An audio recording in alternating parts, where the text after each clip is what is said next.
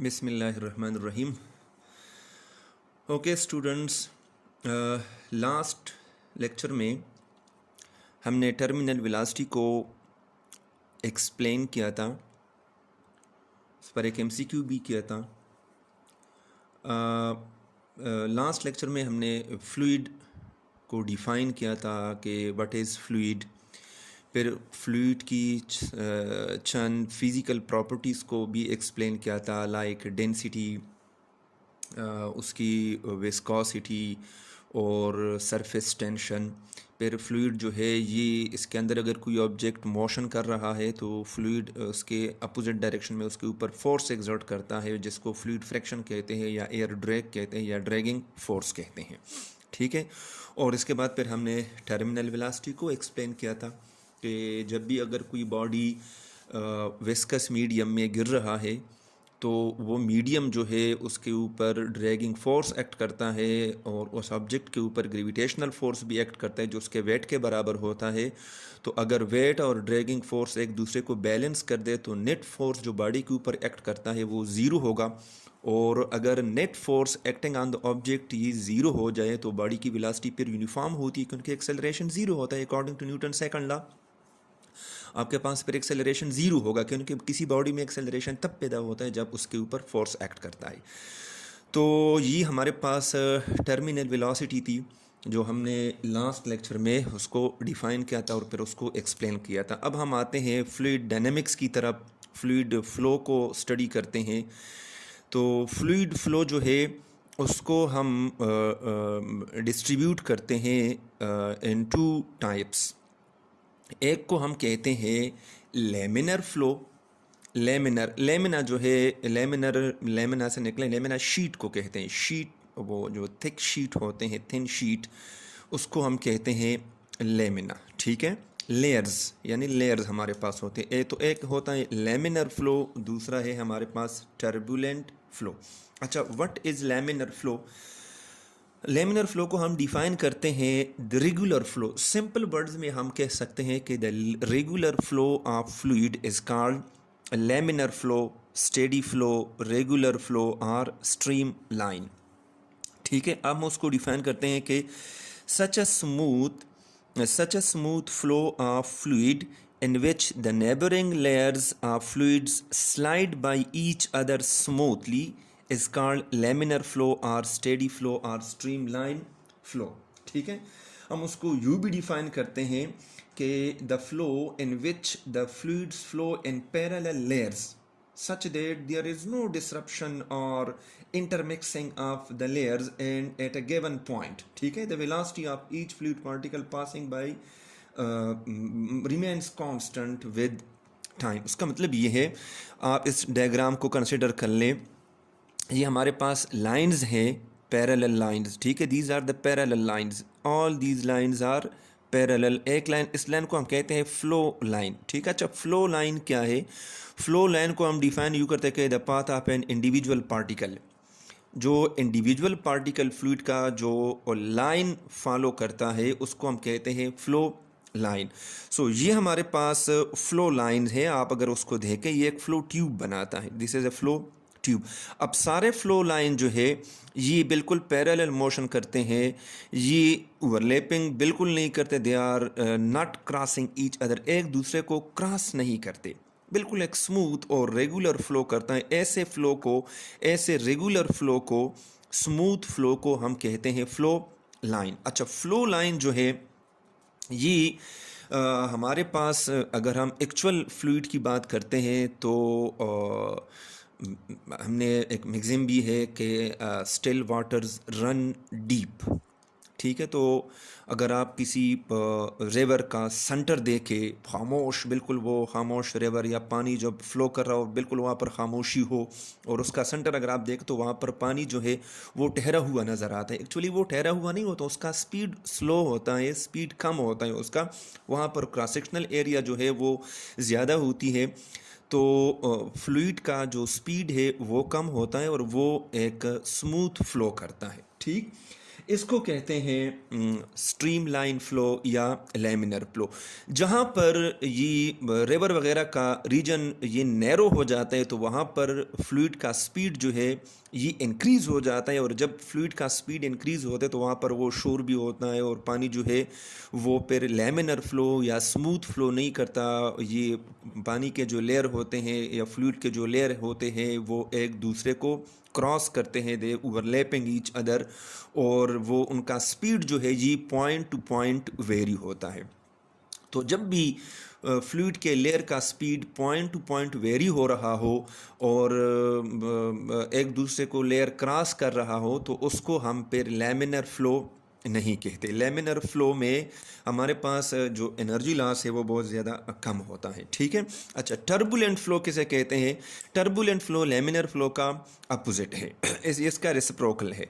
हम उसको डिफाइन करते हैं the irregular flow, the irregular flow of fluid is called turbulent flow. आप कार को चला रहे हैं और जैसे ही आप कार को स्टार्ट कर ले और एकदम से आप उसको एक्सेलेरेटर दे तो वो ज़्यादा शोर शुरू हो जाते हैं ना, वो इंजन का भी शोर है लेकिन बाहर एयर का जो शोर है वो बहुत ज़्यादा हो जाता है। वो इसलिए कि जो एयर टकराती है आपके कार वगैरह से तो उसके साइड्स पे जो एयर है उसका जो फ्लो है, चूँकि अब स्पीड इंक्रीज़ हो गया तो वो ईडी टाइप का फ्लो शुरू करता है। वो वायरल पूल लाइक स्मॉल वो ईडीज जिसको हम कहते हैं, जिस तरह वो राउंडिंग करते हैं, राउंडिंग राउंडिंग यू, तो वो इर्रेगुलर फ्लो स्टार्ट हो जाती है।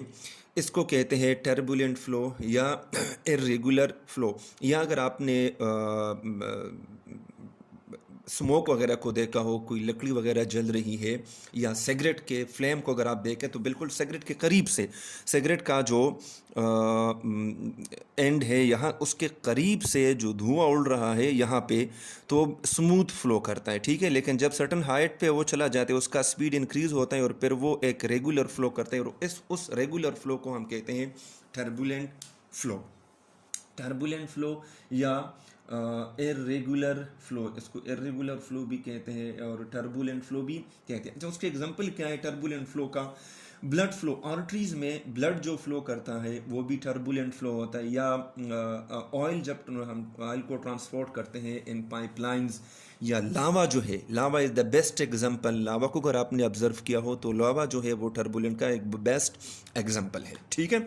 तो these are the certain example of the turbulent flow.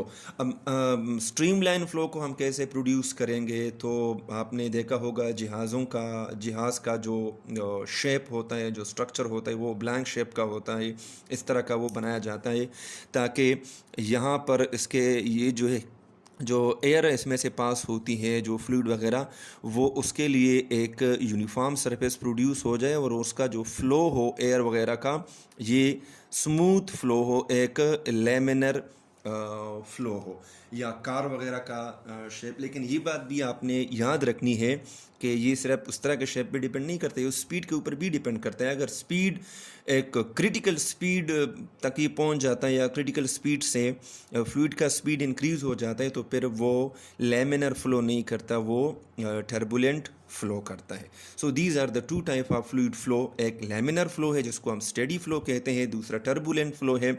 Laminar flow को हम इनफॉर्मल वर्ड उसको हम कहते हैं, लेमिनर फ्लो को हम रेगुलर फ्लो कहते हैं और टर्बुलेंट फ्लो को हम कहते हैं इर्रेगुलर फ्लो। अच्छा, एक्चुअल फ्लूइड को डिस्कस करना बहुत ज़्यादा कॉम्प्लेक्स है, इट इज़ वेरी कॉम्प्लिकेटेड। तो for the sake of convenience हम जो इक्वेशन ऑफ कंटिन्यूटी ड्राइव करते हैं या बर्नौली इक्वेशन ड्राइव करते हैं, मतलब हम फ्लूइड को स्टडी करते हैं इन मोशन में, तो उसके लिए हम आसानी के लिए हम आइडियल फ्लूइड को लेते हैं। आइडियल फ्लूइड के लिए हम सर्टेन एजम्पशन लेते हैं। पहला एजम्पशन तो ये है कि आइडियल फ्लूइड जो होता है ये नॉन विस्कस होता है, जो इंटरमॉलिक्यूलर फोर्सेस होते हैं बिटवीन द लेयर वो ज़ीरो होते हैं, उसकी विस्कोसिटी क्या होती है, वो ज़ीरो। दूसरी बात उसमें यह है कि वो स्टेडी फ्लो करेगा। अभी स्टेडी फ्लो को हमने डिफाइन किया, यानी स्ट्रीम लाइन या लेमिनर फ्लो। और आइडियल फ्लूइड जो है ये इनकम्प्रेसिबल है। स्टैटिक फ्लूइड में हमने इसको ऑलरेडी डिस्क्राइब किया था 9-10 में कि फ्लूइड जो है ये तो हमारे पास ऑलमोस्ट इनकम्प्रेसिबल है, मतलब उसकी डेंसिटी जो है ये फिक्स होती है।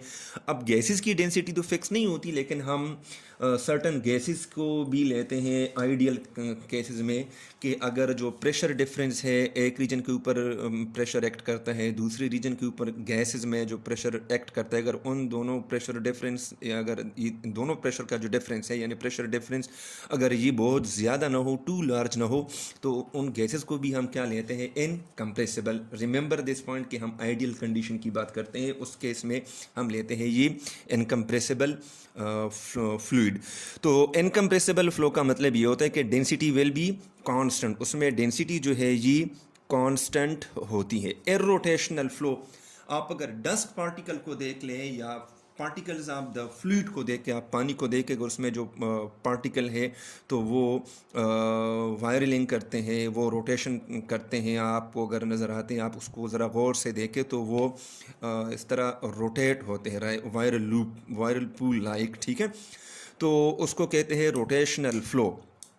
तो फ्लूइड का जो फ्लो होगा वो भी इरोटेशनल होगा, क्योंकि अगर फ्लूइड फ्लो रोटेशनल है तो इसका मतलब ये है कि फ्लूइड के लेयर एक दूसरे को क्रॉस करते हैं, एक दूसरे को ओवरलैप करते हैं, जिसकी वजह से फिर ये जो सेकंड कंडीशन है स्टेडी फ्लो, ये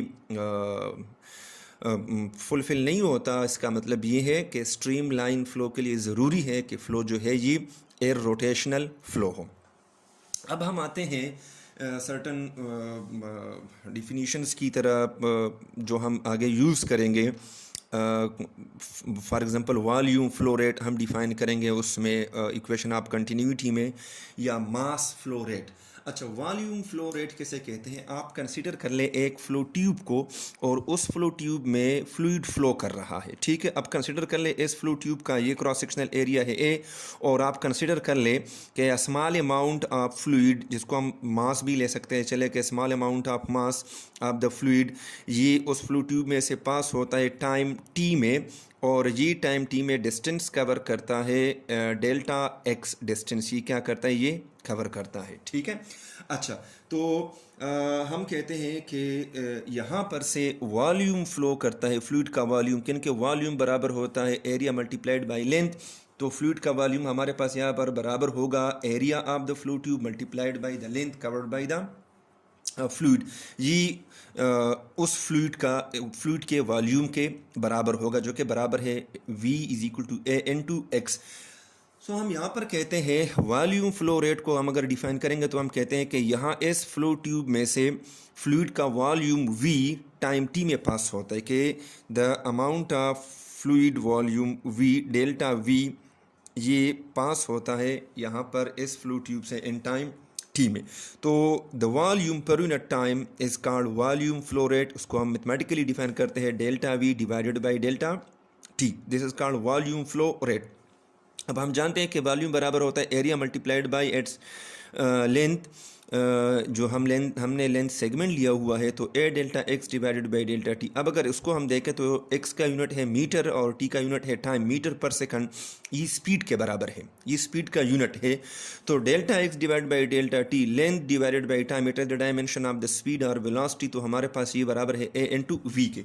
so volume flow rate of the fluid जो है it is equals to product of the cross sectional area of the flow tube and speed of the fluid, ये इसके बराबर है, और इसका यूनिट है क्यूबिक पर मीटर। अगर डेंसिटी कांस्टेंट हो और हम यहाँ से डेंसिटी को मल्टीप्लाई करें तो डेंसिटी मल्टीप्लाइड बाई वॉल्यूम, ये किस चीज़ के बराबर होता है, ये मास के बराबर होता है। तो फिर उसको हम कहते हैं मास फ्लो रेट, यानी मास पर यूनिट टाइम, और उसका यूनिट है किलोग्राम पर सेकेंड। अब हम आते हैं एक इम्पॉर्टेंट इक्वेशन की तरफ, जो हम डेयरी लाइफ में उसको यूज़ करते हैं। प्लम्बिंग सिस्टम में चैप्टर के स्टार्ट में मैंने आपको कहा था कि हमारे पास जो ब्लड सर्कुलेटरी सिस्टम है, कि आर्टरीज़ में ब्लड का स्पीड डिफरेंट होता है, वीन्स में डिफरेंट होता है, और कैपिलरीज़ में डिफरेंट होता है। इसी तरह जो ब्लड फ्लो करता है किडनी की तरफ, तो किडनी में जो ग्लोमेरुलस है, बोमेन कैप्सूल है, ग्लोमेरुलस है, वो कन्वोल्यूटेड ट्यूब जो है उसमें ब्लड का स्पीड जो होता है वो डिफरेंट होता है। इस तरह फ्लो प्लम्बिंग सिस्टम में पाइप में वगैरह में जो ऑयल फ्लो करता है या जो गैस फ्लो करता है उसका डिफरेंट पाइप्स में स्पीड जो होता है ये डिफरेंट होता है, क्योंकि ये उसके क्रॉस सेक्शनल एरिया के ऊपर डिपेंड करता है। सिंपल सी बात है, घर में अगर आप गैस हीटर में से वो छोटा सा जेट निकाल लें बाहर, जिसमें एक बारीक सुराख होता है, अगर पाइप से आप उसको निकाल लें तो गैस तो आएगा बाहर, लेकिन उसका स्पीड जो है वो कम होगा और जो हीटर वगैरह है वो उसमें जो गैस आता है वो आग को नहीं पकड़ेगा। तो ये सर्टन ऐसे नेचुरल और फिज़िकल फिनोमेना है जिसको हम ऑब्ज़र्व करते हैं वॉशरूम में। आप शावर का एग्जांपल ले लें, आप टैप का एग्जांपल ले लें, उसमें पानी का स्पीड जो है अगर आप उससे वो हटा दें, ये फवारा जो होता है, जो फाउंटेन होता है, उसको अगर आप वहाँ से हटा दें, उसका जो टॉप होता है, और सिर्फ पाइप को आप छोड़ दें, तो वहाँ पर स्पीड का प्रेशर फ्लूइड का जो स्पीड है वो डिफरेंट होता है। तो इन सब फिनोमेना को हम कैसे एक्सप्लेन करेंगे, उसके लिए हम सबसे पढ़ेंगे equation of continuity. Equation of continuity जो है it is based on law of conservation of मास, ठीक है। और उसको हम इसका स्टेटमेंट ये है कि the volume flow rate of a fluid, अभी हमने वॉल्यूम फ्लो रेट को डिफाइन किया कि वॉल्यूम फ्लो रेट कहते हैं वॉल्यूम पर यूनिट टाइम को। तो volume flow rate of fluid through a flow tube is constant. आप कंसिडर कर लें ये हमारे पास एक फ्लो ट्यूब है। अब ये फ्लो ट्यूब जो है ये रेगुलर फ्लो ट्यूब नहीं है, उसका एक एंड जो है ये उसका ये क्रॉस सेक्शनल एरिया ये ज़्यादा है, ये एंड वाइडर है, और ये एंड जो है ये नैरोअर है, उसमें फ्लूइड फ्लो करता है, ठीक है। अब अगर आप देखें तो ये एरिया जो वाइडर एरिया है, यहाँ पर हमें फ्लूइड का जो वॉल्यूम है वो ज़्यादा नज़र आता है, यहाँ पर फ्लूइड का वॉल्यूम जो है ये कम नज़र आता है। लेकिन इसको हम एक्सप्लेन करेंगे कि जितना वॉल्यूम पर यूनिट टाइम यहाँ पर फ्लो करता है उतना वॉल्यूम पर यूनिट टाइम यहाँ पर फ्लो करता है, क्योंकि ये इक्वेशन ऑफ कंटिन्यूटी का स्टेटमेंट है कि फ्लूइड का जितना वॉल्यूम यहाँ पर फ्लो करता है उतना वॉल्यूम यहाँ पर फ्लो करेगा। स्टेटमेंट यही है, the volume flow rate of fluid across a flow tube या through a flow tube is constant. तो यहाँ पर हम अप्लाई करेंगे law of conservation of mass. हम कंसिडर करते हैं फ्लो ट्यूब को कि ये फ्लो ट्यूब है, उसका ये क्रॉस सेक्शनल एरिया है A1 and let's say a small amount of mass delta M1 ये यहाँ पर फ्लो करता है into the tube, and let's say कि ये डिस्टेंस कवर करता है delta x1 in time delta T, ये हम कंसीडर करते हैं। अब हमारे पास क्रॉस सेक्शनल एरिया A1 में से जो मास फ्लो करता है फ्लूइड का, ये मास बराबर होता है डेंसिटी इनटू वॉल्यूम के, क्योंकि बाय डिफिनीशन हम कहते हैं density is equal to mass per unit volume. सो अगर हम वॉल्यूम और डेंसिटी को मल्टीप्लाई करें तो ये हमें क्या देगा, ये हमें मास देगा फ्लूइड का। तो डेल्टा M1 ये हमारे पास बराबर होगा ρ1 डेल्टा V1 के, ठीक है। यहाँ पर जो फ्लूइड एंटर कर रहा है उसका मास है M डेल्टा M1 और डेल्टा M1 मेरे पास बराबर है ρ1 डेल्टा V1। सिमिलरली यहाँ पर फ्लूइड जो है ये फ्लो करता है आउट, और लेट्स से कि ये इस क्रॉस सेक्शनल एरिया A2 में से पास होता है in time delta T. Same time में जितने टाइम में यहाँ इन हो रहा है उतने टाइम से यहाँ पर आउट फ्लो करता है, और यहाँ पर ये डिस्टेंस कवर करता है डेल्टा x2। तो इस साइड पर जो मास फ्लो करता है आउट, फ्लोइंग आउट, उस वो मास मेरे पास बराबर है delta M2 equals to ρ2 into delta V2। ये मेरे पास है इक्वेशन नंबर 1 और ये मेरे पास है equation number 2। So, according to law of conservation of mass, यहाँ पर जितना मास इन हो रहा है उतना मास यहाँ पर क्या कर रहा है, आउट कर रहा है। लेकिन यानी मतलब ये कि डेल्टा M1 बराबर है डेल्टा M2 के। So according to law of conservation of mass मेरे पास बराबर है delta M1 divided equals to delta M2। So we are talking about the mass flow rate, जो हमने पहले लेक्चर में मैंने आपको डिफाइन करके दे दिया कि अगर हम वॉल्यूम फ्लो रेट को, अगर हमारे पास डेंसिटी कांस्टेंट है और हम वॉल्यूम फ्लो रेट को डेंसिटी से मल्टीप्लाई करें तो फिर वो हमें क्या देता है, मास फ्लो रेट देता है। यानी डेल्टा M1 पास होता है क्रॉस सेक्शनल एरिया A1 से इन टाइम डेल्टा T, और उतने ही टाइम में मास M2 ये आउटफ्लो करता है क्रॉस सेक्शनल एरिया A2 से। हमारे पास मास जो है ये बराबर है density into volume. Delta M1 बराबर होगा ρ1 into delta V1 divided by delta T, और डेल्टा M2 बराबर होगा ρ2 into delta V2 divided by delta T। ये हमने इक्वेशन नंबर 1 और इक्वेशन नंबर 2 यहाँ पर अप्लाई कर दिया, ठीक है। अच्छा, अब हमें पता है कि वॉल्यूम जो है ये हमारे पास किस चीज़ के बराबर होता है। वॉल्यूम हमारे पास बराबर है एरिया इनटू एक्स के, एरिया इनटू एक्स के। ये हमें वॉल्यूम देता है, और ये हमने अभी पहले इसको डिस्क्राइब भी कर दिया वॉल्यूम फ्लो रेट में। तो अगर ये A1 है तो मेरे पास ये बराबर होगा A1 स्मॉल सेगमेंट हमने लिया था डेल्टा X1, और ये मेरे पास है cross sectional area A2 into small distance delta X2। अच्छा, ρ1 और ρ2, क्योंकि हमने फ्लूइड जो है ये आइडियल फ्लूइड लिया है, वो इनकम्प्रेसिबल फ्लूइड है, और उनकी डेंसिटी जो है ये वेरी नहीं हो रहा। अगर आइडियल फ्लूइड है, इनकम्प्रेसिबल है, उसकी डेंसिटी कांस्टेंट है, तो हम सबस्क्रिप्ट को हटा देते हैं और हम लिखते हैं कि ρ1 delta X1 by delta T, और ये हमारे पास स्पीड या वेलोसिटी के बराबर है ρ into A2 delta X2 by delta T। तो ये और ये कैंसिल हो जाएगा, और मेरे पास ये इक्वेशन बन जाएगा A1V1 is equal to A2V2। यानी इसका मतलब ये है कि A1V1 is equal to A2V2 is equal to A3V3 and so on. So it means कि AV इक्वल्स टू कांस्टेंट। यहाँ पर A आपके पास क्रॉस सेक्शनल एरिया है फ्लो ट्यूब का, जो हमने वॉल्यूम फ्लो रेट वाले सेक्शन में डिफाइन किया है, और V जो है ये स्पीड है फ्लूइड का। तो इसका मतलब ये है कि the product of cross sectional area A and speed of the fluid it will always constant through a flow tube. Flow tube में ये हमेशा आपके पास क्या रहेगा, ये कांस्टेंट रहेगा। अच्छा, उसकी कंक्लूजन क्या है, उसका फ़ायदा क्या है, उसको हम कैसे डिस्क्राइब करेंगे, उसको हम कैसे एक्सप्लेन करेंगे। आप देखें, अगर आपके पास area multiplied by speed of the fluid ये कांस्टेंट है, तो इस इक्वेशन को हम यूँ भी लिख सकते हैं कि A equals to constant divided by V। Constant को आप हटा दें तो इसका मतलब है कि cross sectional area of the flow tube it is inversely proportional to speed, या स्पीड जो है ये इनवर्सली प्रोपोर्शनल है क्रॉस सेक्शनल एरिया के। अगर आप क्रॉस सेक्शनल एरिया को इंक्रीज करते हैं तो स्पीड क्या होगा, ये डिक्रीज होगा, या अगर आप स्पीड किसी फ्लूइड का आप स्पीड इंक्रीज करते हो तो उसका क्रॉस सेक्शनल एरिया ये डिक्रीज होगा। नीचे मैंने ये 2 एग्जांपल आपको दिए हैं, आप कंसीडर कर लें। पाइप नंबर 1 को फॉर एग्जांपल आप गार्डन वगैरह को पाइप के ज़रिए से पानी देते हो, जहाँ पर मैंने मेंशन किए हैं पॉइंट A और पॉइंट B। पहले तो आप सिंपल फ्लो को कंसिडर कर लें कि इस फ्लो ट्यूब से, इस पाइप में से फ्लूइड जो है ये फ्लो करता है, ठीक है।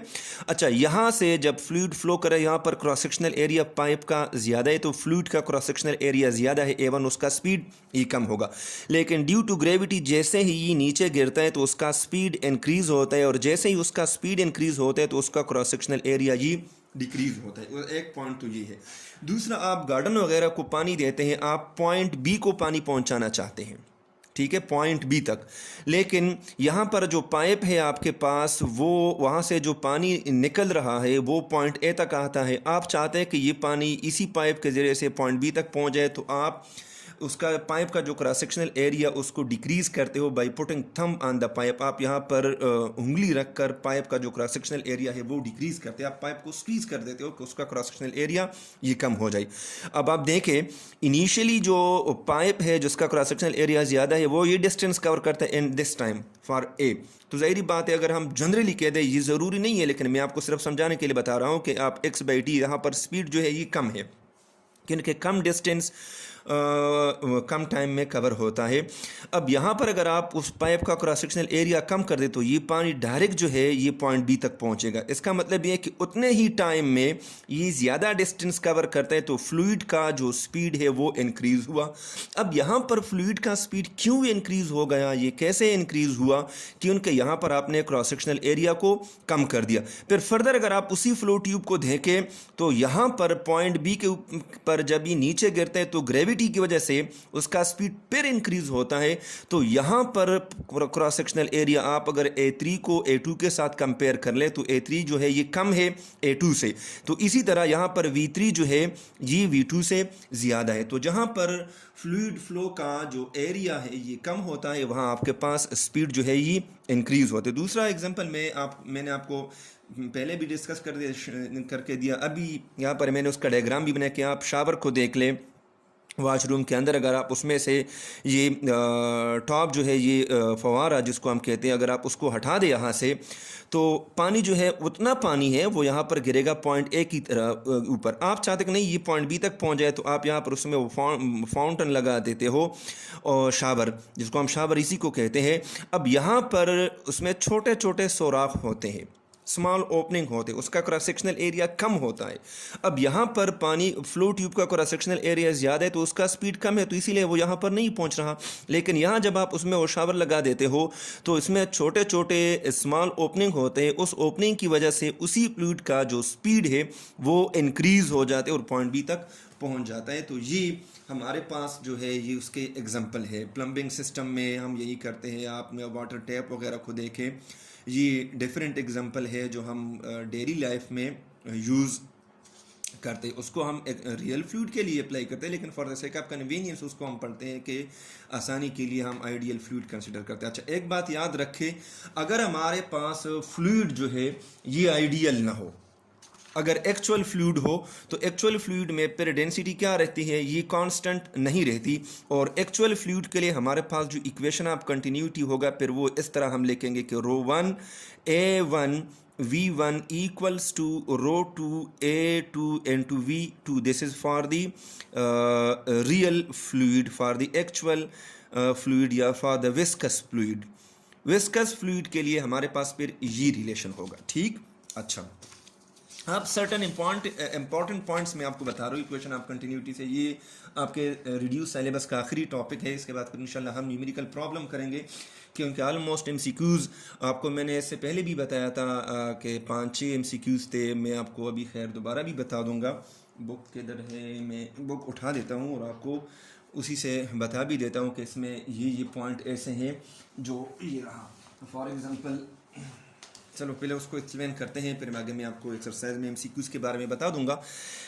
ये देखें, हमने इक्वेशन ऑफ कंटिन्यूटी पढ़ा है कि A1 V1 equals to A2 V2।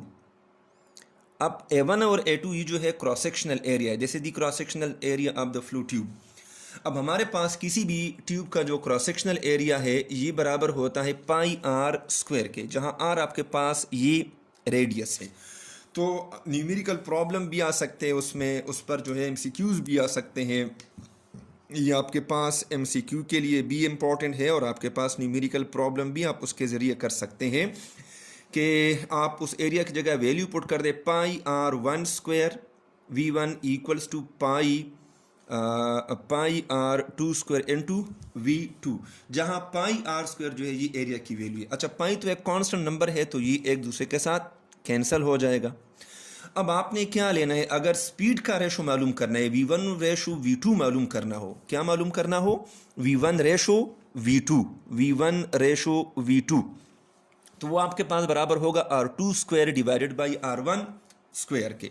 आपने रेडियस का क्या लेना है, स्क्वायर लेना है। अगर आपने रेडियाई का रेशो मालूम करना हो, दो फ्लो ट्यूब्स है उसके जो रेडियाई है एक एंड का और दूसरे एंड का, उसका रेशो मालूम करना हो, यानी R2 रेशो R1 मालूम करना हो या R1 रेशो R2 को मालूम करना हो, तो अगर R2 रेशो R1 मालूम करना है तो सिंपली हम इसका स्क्वायर रूट ले लेंगे दोनों साइड पे, तो ये आपके पास आ जाएगा V1 रेशो V2 या V1 divided by V2 under the root. इसी तरह अगर आपने R1 रेशो R2 मालूम करना हो तो ये आपके पास होगा V2 divided by V1 under the root. ये आपके पास न्यूमेरिकल प्रॉब्लम के लिए भी है और MCQ के लिए भी है। इसी तरह अगर आपने एरिया का रेशो लेना हो, एरिया का पाइप के एक साइड पे जो क्रॉस सेक्शनल एरिया है और दूसरे साइड पे जो क्रॉस सेक्शनल एरिया है उसको फाइंड आउट करना हो, तो हम इसी इक्वेशन को अरेंज करेंगे कि A1/A2 equals to V2 divided by V1। इसमें आप बिल्कुल कंफ्यूज मत होना, यहाँ पर स्क्वायर है, यहाँ पर स्क्वायर रूट है, यहाँ पर न स्क्वायर है और ना स्क्वायर रूट है। अच्छा, फिर हमें पता है कि रेडियस जो है ये डायमीटर का हाफ है। तो अगर आपको किसी एमसीक्यू में या न्यूमेरिकल प्रॉब्लम में डायमीटर गिवन हो किसी पाइप का, तो उसमें भी आपने कंफ्यूज नहीं होना, आप सिंपल रेडियस को डायमीटर में कन्वर्ट कर दे। हम लिखेंगे इसको यू के, फॉर एग्जांपल ए वी है तो हम लिखेंगे D divided by 2 R square, ये आर के बराबर है तो ये आर स्क्वायर इंटू पाई हो जाएगा। याद रखें ये अगर हम A1 V1 कर दे तो ये D1 हो जाएगा इंटू V1। इसी तरह अगर हम A2 V2 को मालूम कर तो फिर हम लिखेंगे D2 divided by 2 whole square pi into V2। Pi pi के साथ कैंसिल हो जाएगा और 2 2s are 4, 4 4 के साथ कैंसिल होगा, फिर क्या रह जाएगा, सिर्फ D1 square V1 is equal to D2 square V2। तो अगर डायमीटर का रेशो आपने लेना है D1 डिवाइडेड बाई D2 तो वो आपके पास बराबर होगा V2 divided by V1 under the root. लेकिन याद रखें हम हमेशा जो यूज़ करते हैं वो इन टर्म ऑफ रेडियस या रेडियाई लेते हैं जनरली खास कर, लेकिन ये मैंने इसलिए आपको दे दिया कि अगर कोई एमसीक्यू वगैरह आ जाए या न्यूमेरिकल प्रॉब्लम आ जाए तो उसमें आपने कंफ्यूज नहीं होना, क्योंकि ये वॉल्यूम फ्लो रेट है और वॉल्यूम फ्लो रेट आपके पास हमेशा क्या रहता है, ये कांस्टेंट रहता है। इंशाल्लाह नेक्स्ट लेक्चर में हम फिर न्यूमेरिकल प्रॉब्लम को डिस्कस करेंगे, ठीक है। अच्छा, चंद एमसीक्यू है, ये आपको मैंने बताया भी था। MCQ नंबर 1 जो है ये आपको for substances that do not flow easily like Honey have the value for the coefficient of viscosity, मतलब लो है हाई, जाहिर बात है उसकी विस्कोसिटी क्या होती है, ये ज़्यादा होती है। Unit of viscosity the centipoise is equally, आपको मैंने ऑलरेडी सॉल्व करके दिया है, उसको आप कर लें। Stokes law is applicable only if a body is moving through, ये भी उसी में आपको मैंने कहा था कि स्फेरिकल बॉडी होगी आपके पास। The net force that act on 10 newton falling object, weight आपके पास 10 न्यूटन है, when it counters 4 newton of the air is drag force 4 newton है, तो वेट और ड्रैग फोर्स अपोजिट डायरेक्शन में होते हैं, तो वेट माइनस ड्रैग फोर्स आप कर लिए, आपके पास 6 न्यूटन आएगा। स्काई डाइवर जो है ये जंप लगाते हैं हाई फ्लाइंग हेलीकॉप्टर से बिफोर रीचिंग टर्मिनल वेलोसिटी हर एक्सेलरेशन, अगर आप उसकी टर्मिनल वेलोसिटी जो है वो जब वो टर्मिनल वेलोसिटी को अटेंड नहीं करता, उसकी जो एक्सेलरेशन है वो क्या होती है आपके पास, वो डिक्रीज होती है, क्योंकि ए माइनस हमने उसमें लिखा था ना कि A equals to G minus 6 pi eta R divided by M, तो उसकी जो एक्सेलरेशन है वो डिक्रीज होती जाती है, क्योंकि फिर एंड में एक्सेलरेशन ज़ीरो हो जाती है। अच्छा, क्वेश्चन नंबर 6 में terminal velocity the acceleration of the following object is 0। याद रखें टर्मिनल वेलोसिटी यूनिफॉर्म वेलोसिटी को कहते हैं जिसमें नेट फोर्स 0 होता है, तो जब नेट फोर्स 0 होता है तो एक्सेलरेशन आपके पास 0 होगा। यहाँ पर MCQ नंबर 7 जो है और MCQ नंबर 8 जो है आज जो हमने टॉपिक पढ़े हैं वो उसी पे है। MCQ नंबर 6 में कि according to equation of continuity del V A into V equals to constant, ये जो कांस्टेंट है इसको क्या कहते हैं, it is equal to volume of fluid, बिल्कुल नहीं है। मास ऑफ फ्लूइड बिल्कुल नहीं है। डेंसिटी ऑफ फ्लूइड ये भी नहीं है। It is volume flow rate, तो ए वी जो है ये वॉल्यूम फ्लो रेट के बराबर होता है या वॉल्यूम पर यूनिट मास के बराबर होता है। At the constriction in the cross section for ideal flow from equation of continuity it follows that the speed of fluid is greater less same and zero. अच्छा, यहाँ पर है कि at the construction in the cross section for ideal flow, ideal flow के लिए आपके पास जो speed of fluid होता है वो आपके पास क्या रहता है, ये कांस्टेंट रहता है, इट विल नेवर चेंज। इंशाल्लाह सी यू अगेन। फिर नेक्स्ट लेक्चर में आपको मैं एक्सरसाइज में जो न्यूमेरिकल प्रॉब्लम है और कुछ कंसेप्चुअल क्वेश्चन है उसको डिस्कस करेंगे।